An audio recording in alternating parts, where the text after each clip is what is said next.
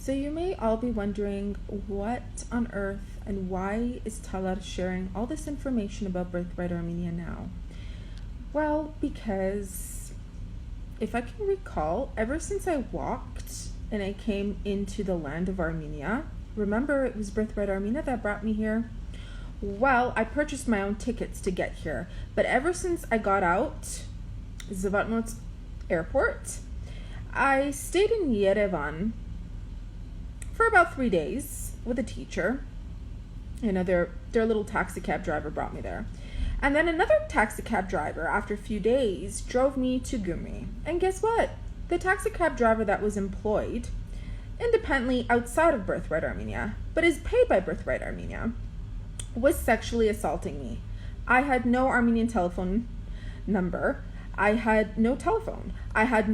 In a fashion, after a few days to a few weeks, I would say a few weeks, because the cab driver kept saying, he kept giving me, he's telling me he's going to buy me a phone card separate and not to tell Birthright Armenia, and I told Birthright Armenia, I told Kohar, and it was kind of in the hands of one of the staff members, Birch, at the time. And in order, to make peace with him, even though again, it's always me stepping up and being the person to make peace with everyone. And now I'm changing it up because I've noticed being the peacekeeper with everyone here, they keep still abusing and not admitting their faults and repeating the same mistakes, creating patterns by hiding and thinking things are going to go away and bringing in new volunteers when they can. So to make peace with Birch, him and another volunteer and we went to a restaurant. After we were leaving the restaurant, he saw some musician friends that he knew, and he told me, don't tell Birthright Armenia. So we all hung out there because it was late at night and we had to go home, all of us. So I ended up telling Sona about it, and instead of her telling me, she got Kohal to call me and start yelling at me. And the situation turned around and they all blamed me. Apparently I'm, I don't know, sleeping with these people, whatever. They all turned it around on me. I'm not allowed to drink. No one's allowed to drink. I said, I would never, you know me. I am not even a sexual person. Don't blame me saying that I'm this sexual activities. She said, oh, we had a problem with the guy before named, the guy before Berj and whatever, which they're still trying to hide because a volunteer was sexually assaulted. And we want to hide that. Meanwhile, that same guy, Jora, was still coming to Birthright office, and Sona was giggling with him, but bashing me behind my back, and even got some of the alumni to talk bad about me, bashing me, when I helped majority of all of them, whether it was through paperwork or supporting them as women to women, encouraging them, paid for some of their lunches and dinners, wrote out some of the documents so that they get alumni grants, even encouraged Sona how many times. So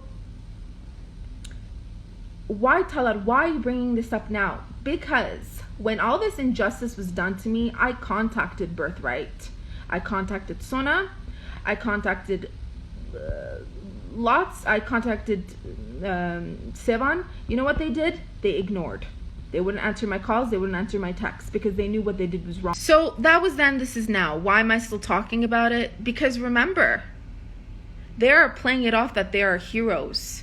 And they get volunteers to talk very positive and very good and exaggerate about their experiences. And that only good things come out of this when you're volunteering here. Anybody else who doesn't say otherwise good gets shushed or leaves, or yelled at, or influenced to shush, or dominated over. And I realized that I never got an apology. We never all sat down and talked about any of this. No.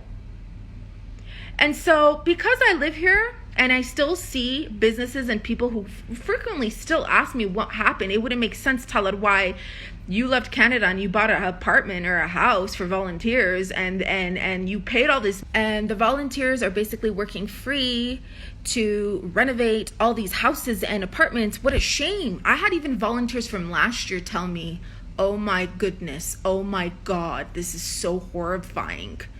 They should have done that to you. Why are they doing this now? Why aren't they talking about it? Exactly. But yet everybody chooses to remain silent. From the alumni who I've helped to the staff members, majority of them are gone, but a lot of them are still there, including Sevan. And so if you want to play this game with me of staying silent, I'm going to play this honesty game with the rest of the world and speak up continuously. Because it's my power, my money, my energy, my dignity, my body, my self-esteem that has been tampered with. My mental health as a very spiritual person when I walked in here, as a Reiki master, as a healer, as a psychologist, with no proper support. Because what? Birthright Armenia is only positivity.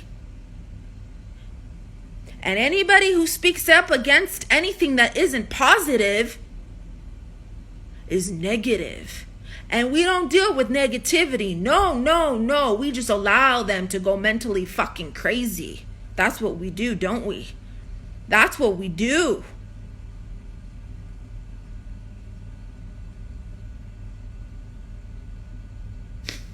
Did you know that for the first time in my life, I was contemplating on fucking suicide? What would have any of you have done if you found out, whether you're the alumni or Birthright staff, if you found out that my body was found in my fucking apartment and there's a YouTube video of me volunteering for Norluis as your volunteer, and there's proof that you guys brought me here, that shit would have been on you, you know? Do you know how many people would have come after you and sued your fucking ass if they found me killing myself, my body's dead? I was going to be on Prozac just to get out of that mindset. And I spent another how many thousands of dollars so that other Reiki masters and healers can help remove that depression out of me and the trauma. Do you even know? You don't know. And you don't care. You didn't care then. You still don't fucking care now. Because I'm 100% sure that the very first thing and the very last thing you're thinking about right now is how to save your reputation and how to save your ass. From the alumni, from Sonan Khachadur to Sevan Kabakyan, and every single one of you. You know very damn well, you're not thinking of me. You're not thinking of the well-being of any past volunteer, any past staff members who thought otherwise or against you, or any future volunteers as well. No. In your eyes, how are we going to make Talar look bad? How are we going to make Talar look like a crazy person? How are we going to make Talar look like she's a liar? We can ignore her. Yeah. Look up narcissistic personality disorder. Yes, narcissistic personality disorder is exactly that. It is a mental disorder. It's a disorder where people can hardly feel. They pretend to feel. They're against feeling. They're all about looking like heroes and a grandeur, feeling like they're God's special gift heroes. They feel pride in hurting people. They hate when the truth is fucking revealed. And their aim is for an opposite effect so that the person who speaks up looks like the fucking crazy mentally ill person. Which you're right. I almost did go mentally insane because remember the trauma. But no more, because I'm holding justice against you. As you say you believe in karma, let God be the judge. Let God be the judge. So in the name of your Jesus,